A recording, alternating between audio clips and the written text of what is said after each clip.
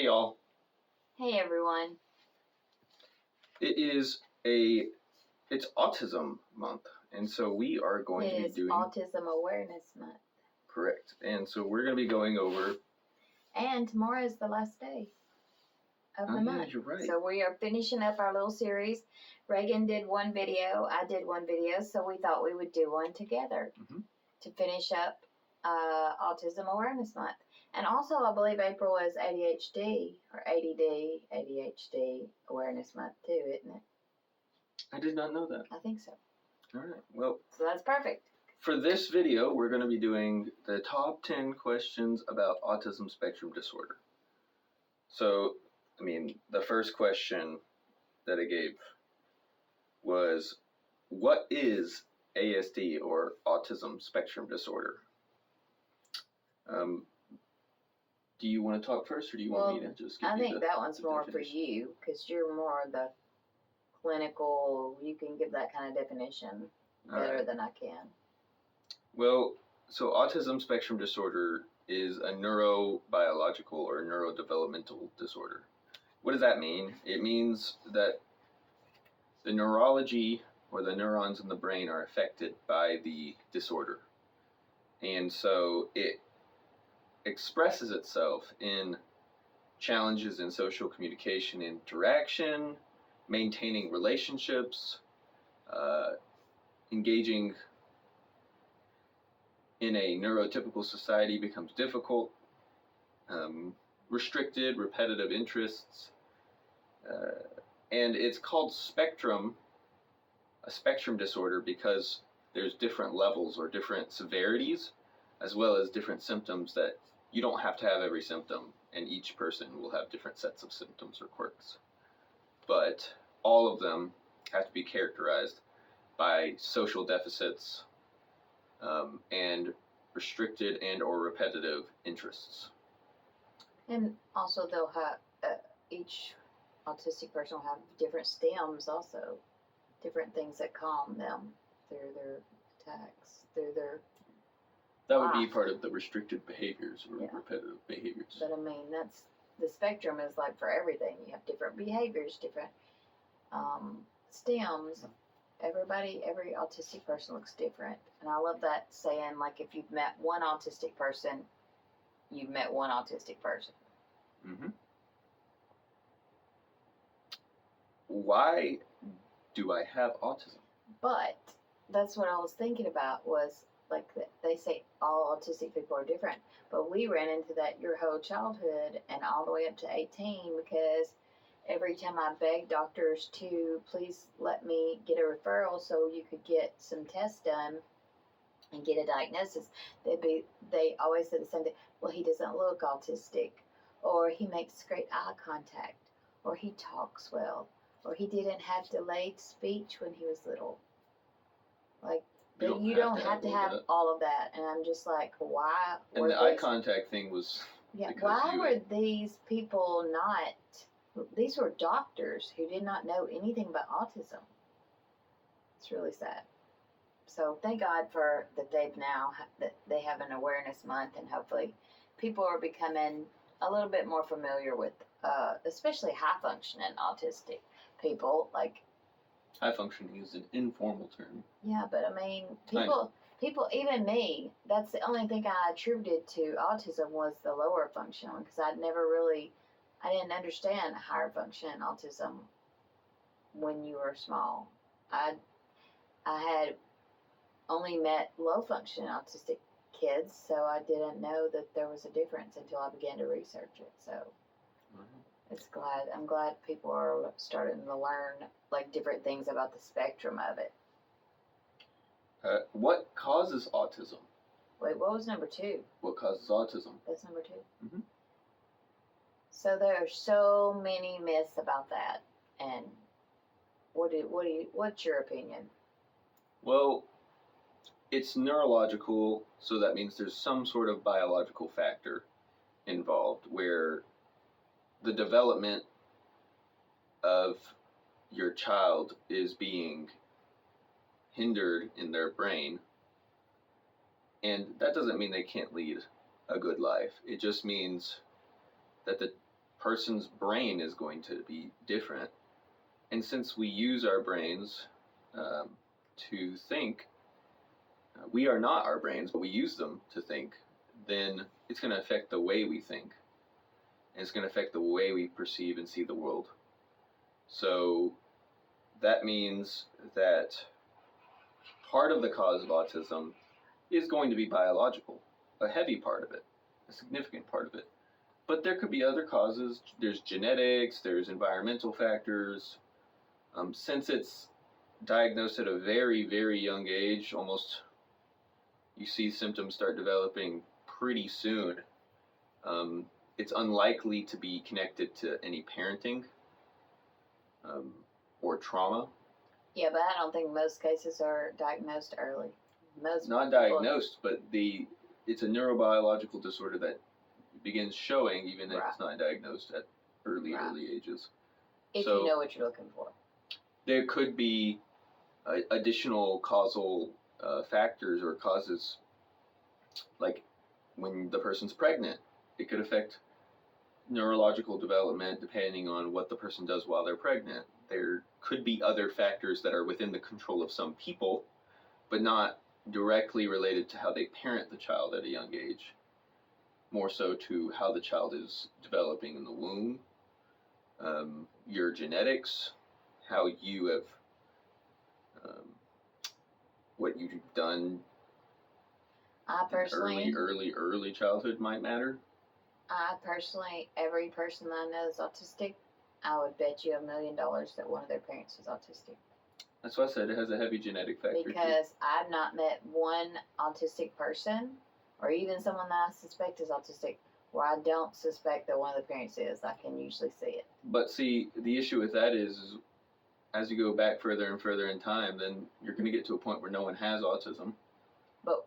And I get that. Something caused it. Yeah, there are other causes than just genetics. I think genetics play a huge part. I think if you're autistic, one of your kids is probably going to be autistic. If you're autistic, your children have a much higher chance of developing autism. And it does run in families, so there's a high chance for siblings also. But we were very blessed. None of your siblings got it, so. Yeah, but also you can build up addiction in your genes in some sense by, as you do it more and more and get addicted to a substance as well, your genes can actually be reshaped by that in some sense. Oh, yeah. And then your continuing family that your kids will have genetic predispositions. That'll be another video, and we need to do a video on addiction and all the things that we've dealt with addiction. So what about, do you feel like that vaccines cause autism, which is the number one theory? I feel like because a lot of the people... When do you get vaccines? After you're born. Yeah.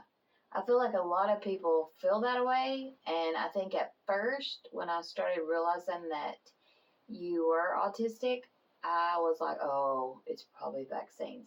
But then I realized I have a lot of autism traits, and I know some other people who have a lot of autism traits, and I'm just like, we didn't get the same kind of vaccines that y'all did, because a lot of people think it's because y'all get so many at one time, and we didn't do that when we were growing up. And I just thought, and then a lot of these people who don't vaccinate their children still have autism. Yeah. So I'm not sure how that works. So I'm not sure about that, if vaccines cause autism. I definitely don't think they're a direct cause. It could be an environmental factor in the sense that our generations have had so many kinds of vaccines that as adults getting vaccines, or as people get more and more vaccines, it's doing something to our DNA in the long term, but I don't have any studies that show that. So if it does have any effect, it would be long-term indirect, not, oh, my kid had a vaccine, so it made them autistic, like right away. So, and then another huge myth about autism is that they will outgrow it, or they will get better. That's another question. Oh, wait. So, I just feel like people should study. They should do their work, especially if you're a teacher. You should know about autism. You should know a lot about autism. before Trey was diagnosed with his anxiety disorder, because I knew that Reagan was autistic, I thought, well, maybe that's what was going on with Trey. And I talked with his teacher, and she said, this was a first grade teacher before he started homeschooling. And she said, oh, don't worry about it. My nephew's autistic, and we're just waiting for him to outgrow it. So just hang in there.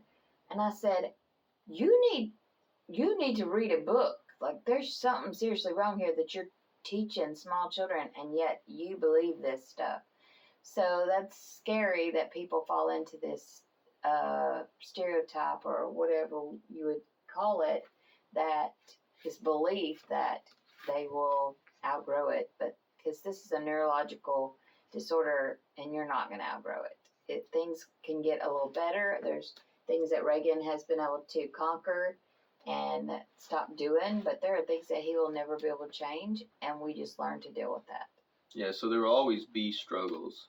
Now, there are therapies and other medicines and other ways to structure how they think in their life that will help them in their deficits, but only God could really cure that.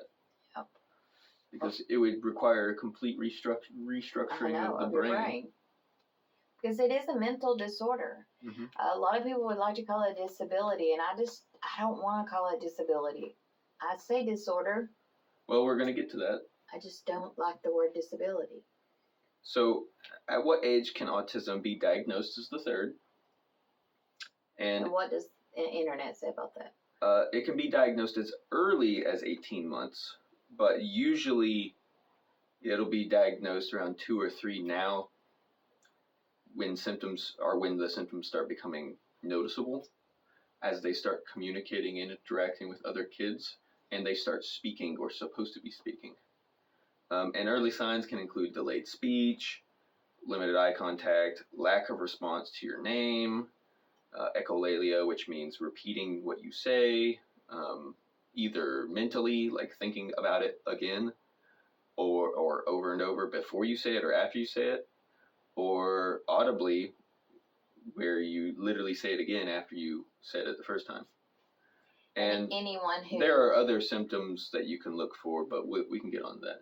Anyone who watched your video and my video, that is one of the earliest signs that Reagan had, was his repeat talking. I don't remember, because I don't remember that. How you don't remember? It drove me crazy for years. I would beg him to stop doing it, and then eventually I stopped begging him, and we would all just wait for him to finish repeating it to himself and then ask the next question or say the next thing. But eventually, as he got almost to like a teenager, I guess maybe people at school saying something about it, or I don't know, but something clicked, and he began to get less and less, and then he finally stopped. So we do joke and laugh a lot about the middle, because Brick on the middle repeat talks, and I was like, oh my gosh, it's Reagan. He whispers it so people don't hear it. You did too.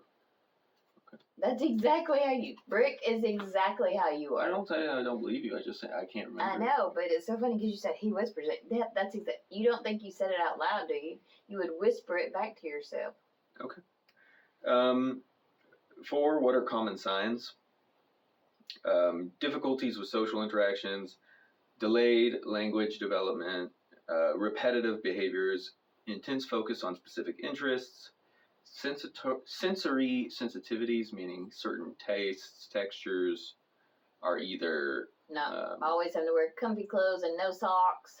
Are either like so severe, like they feel it like way more, or it's more grating, or they're like completely dull, like gun. Meaning they don't feel things as strongly as others. Sensory, not emotionally.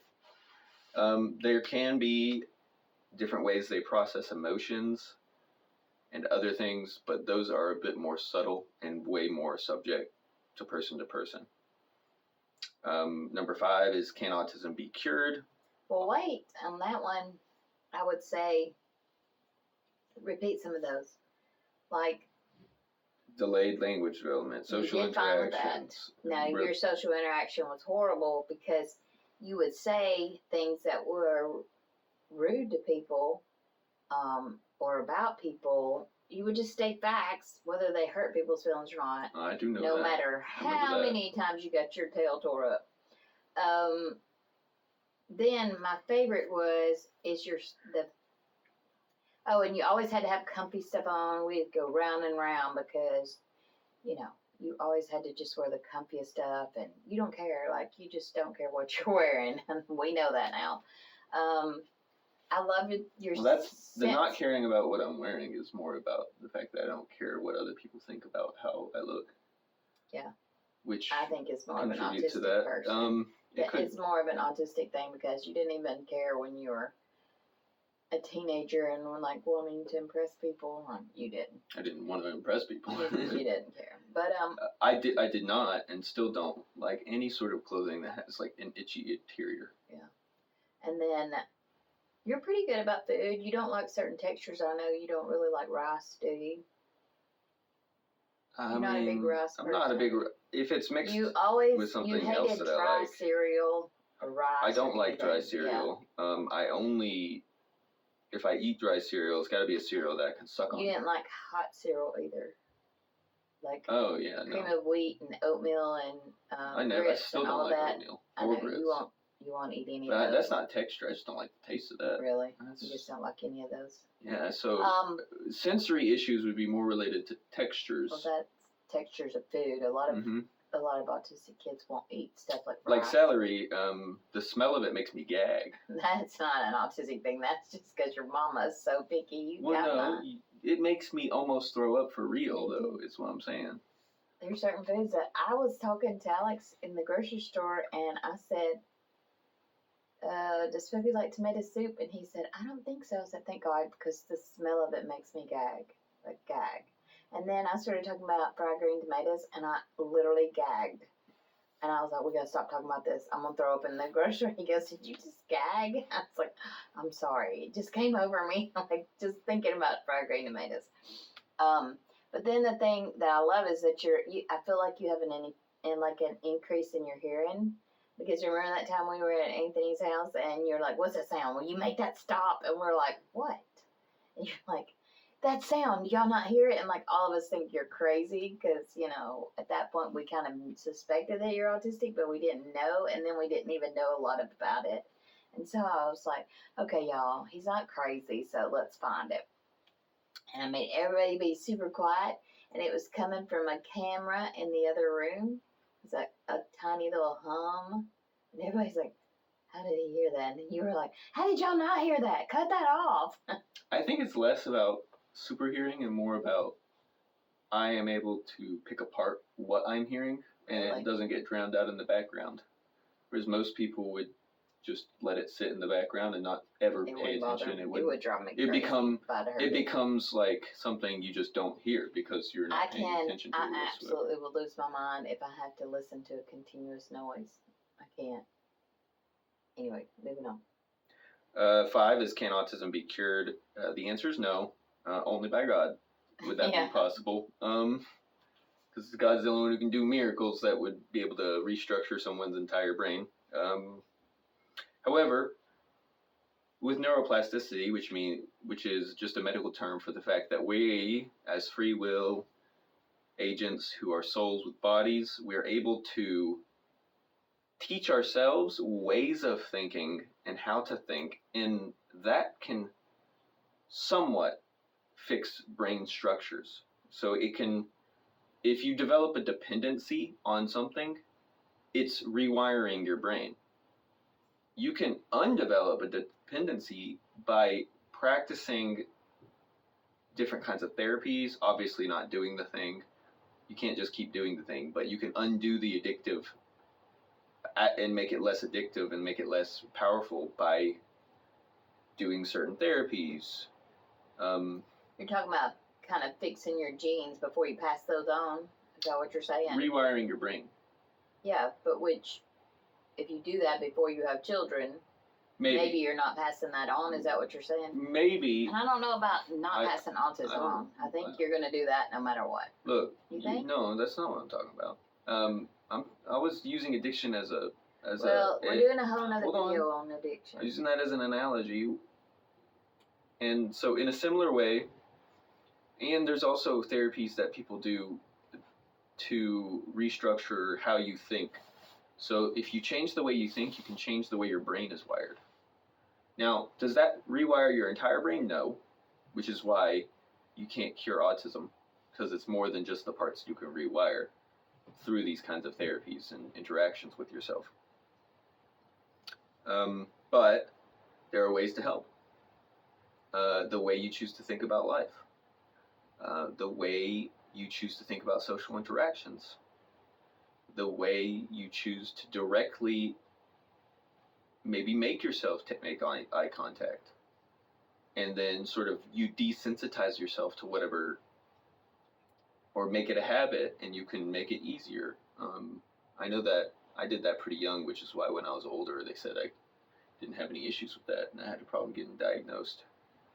But when I was younger, I know my gym teacher could not stand that.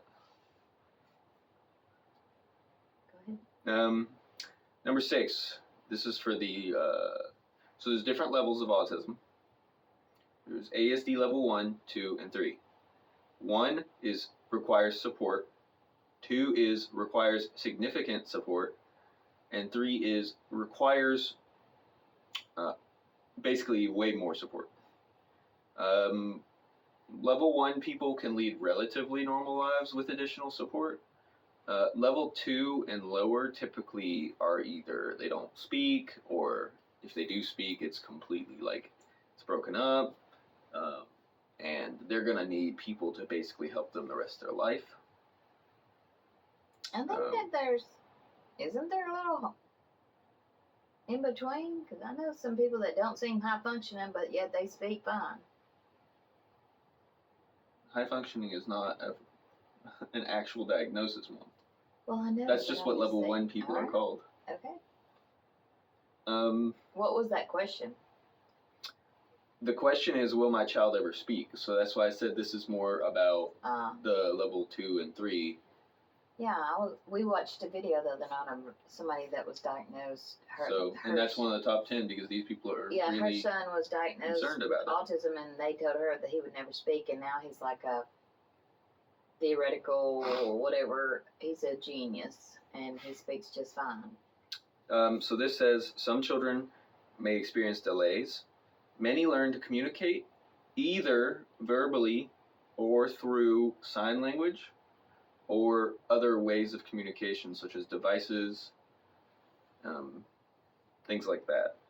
So also the earlier you can start therapy or start sort of speech therapy and things like that, it shows improvement versus people who don't do any sort of early intervention. So if you notice your kid is having speech or language development, try to get them diagnosed with something early on, or try to get them into some sort of speech therapy, because that can help them develop verbal speech patterns better than if you wait. That does not guarantee that they'll speak verbally, but there are lots of different ways to speak that many people with the lower levels of autism will pick up, and even higher levels. Number 7 was, why doesn't my child make eye contact or respond to their name? And this says, and I don't even quite know, it's just not something we think about very much unless we're taught.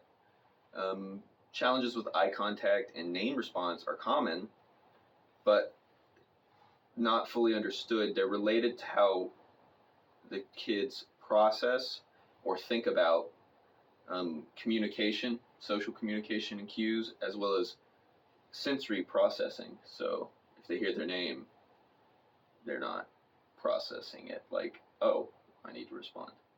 Yeah. You never had a problem with eye contact unless you were intimidated. If I was screaming at you, you would not make eye contact with me, and then I didn't realize you had autism, so then I'd get madder. Be like, you better look at me when I'm talking to you. And you wouldn't. Isn't that just what normal people do, though, where if you're being intimidated or screaming? Well, no, it was a different thing. You literally would make eye contact, even if I said, make eye contact, you better look at me or whatever. And, of course, you know that first year after you after we figured out that you're autistic, I beat myself. I cried about it all the time. I'm like, I can't believe I was like threatening my child because he wouldn't make eye contact, and that's like one of the number one things of autism. So yeah, I cried a lot that first year after figuring it out. I was like, what a delinquent parent I am.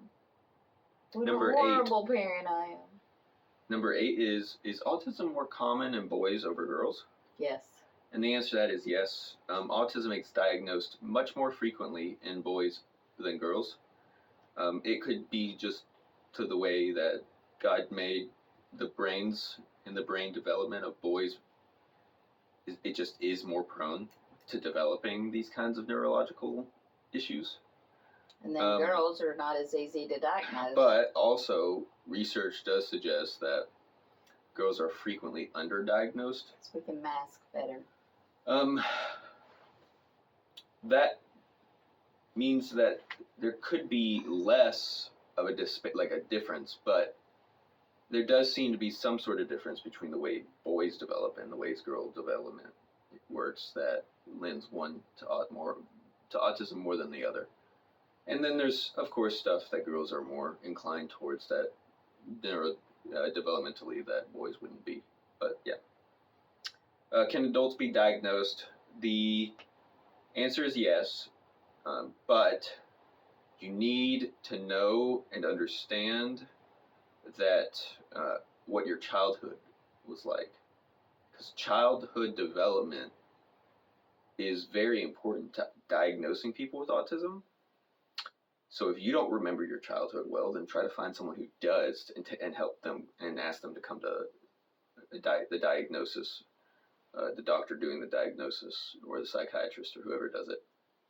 Because they're going to ask you a lot of questions about your childhood. Oh, did you have problems developing speech? Because if you no longer have the speech delay because you've taken time and went through school or it was like trained out of you, then you're going to seem a lot more normal with some of these quirks because you're masking them, or you've had enough time to get trained or taught how to do things correctly again.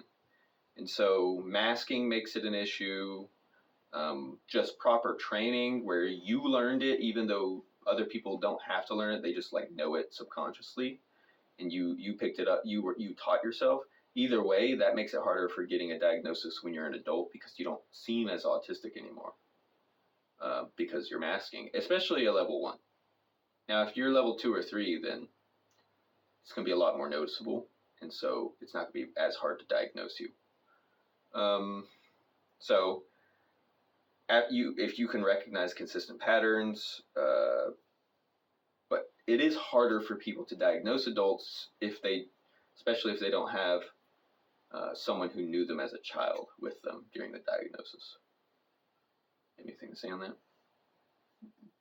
They asked you to do a whole big survey, didn't they? When I went in that. Yeah, 18? I had to do a survey for there was a lot of tests. I think I did 10. I don't know. I was in there. They were making me like rearrange blocks, do logic puzzles. I did 10. It took me forever. I was 18 doing block stuff. I did 10 different surveys or tests for you, just basically covering all the things that you had done since you were born.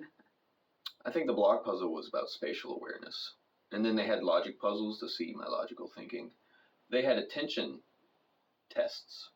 I felt those horribly. Oh, well, because you're ADHD. Yeah, they ADD. In the diagnostic report, they said he has severe ADHD. And yours wasn't even as bad as Ryan's, I don't think. Like, by severe, I should have said, he certainly has ADHD. Is what the books, when I began to read it, because I was a crying mess, I was like, how did I not know my child was autistic? How did I not start seeing it till he was 12? But then as I read the books, they said that if your child was diagnosed ADHD, that the medicine that they own will probably mask a lot of their symptoms. Yeah, it just helps. And it did. It just helps. And I was like, oh my gosh, I don't feel so bad now because it really did help.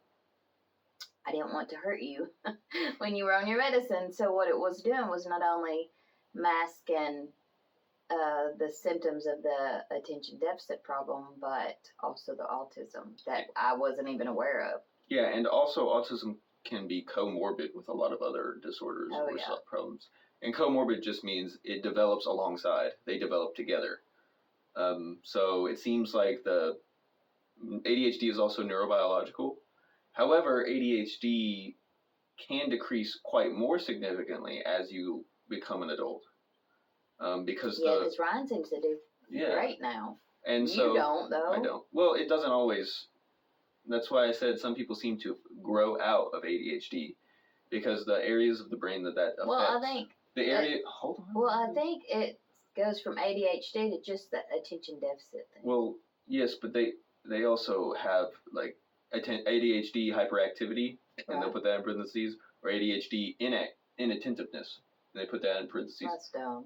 Back in the day, it was just ADD and ADHD. Yeah. So, but the idea there is just that the areas of the brain that ADHD affects are probably more malleable as you grow up.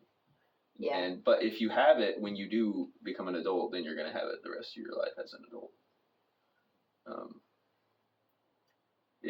Because then your brain's done developing pretty much, other than what you do in therapies to rewire it as much as you can.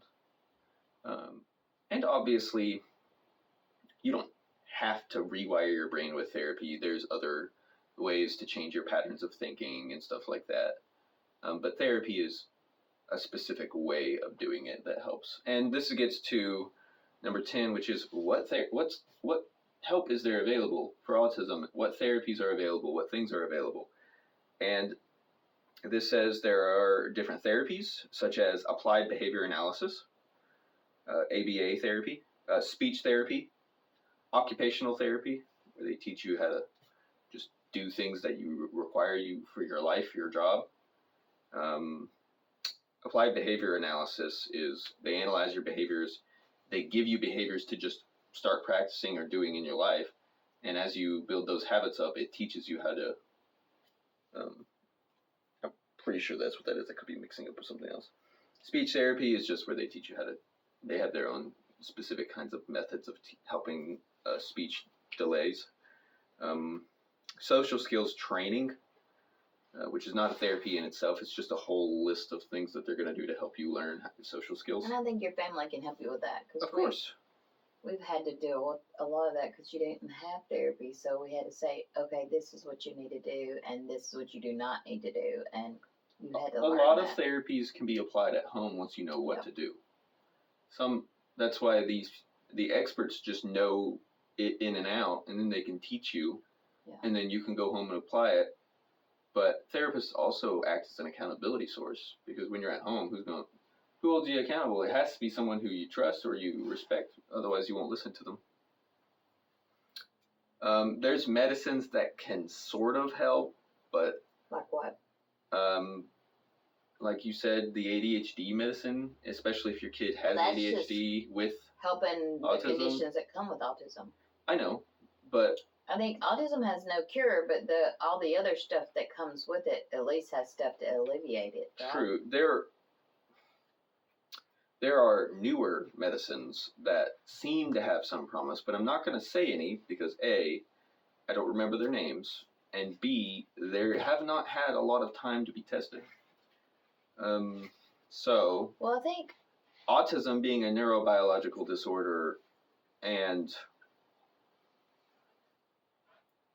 there being no definitive cure aside from a divine miracle would be, it's going to be impossible to fully treat with medicine, but there could be medicines that help in the future. Not cure them, but to help. Right. I don't. And that's all the questions. Problem with the autism. I think your ADHD really bothers me because you don't hear what we're saying and you don't remember what we said, and it's really, really frustrating. Like when you were growing up, it was super hard because like y'all bounce off the walls, and I cannot tell you how many times that I had to go into DHR because one of you rode your bike into the road, or y'all are all over the place. And, you know, it would take one person at the HR to go, oh, I don't even know how she does it. They're bouncing off the walls in there. But, and teachers would be like, I don't believe in medicine until then I would take y'all off to prove a point. And they'd be like, please give them the medicine again. Like, please. There's so many stories of that. That was so funny.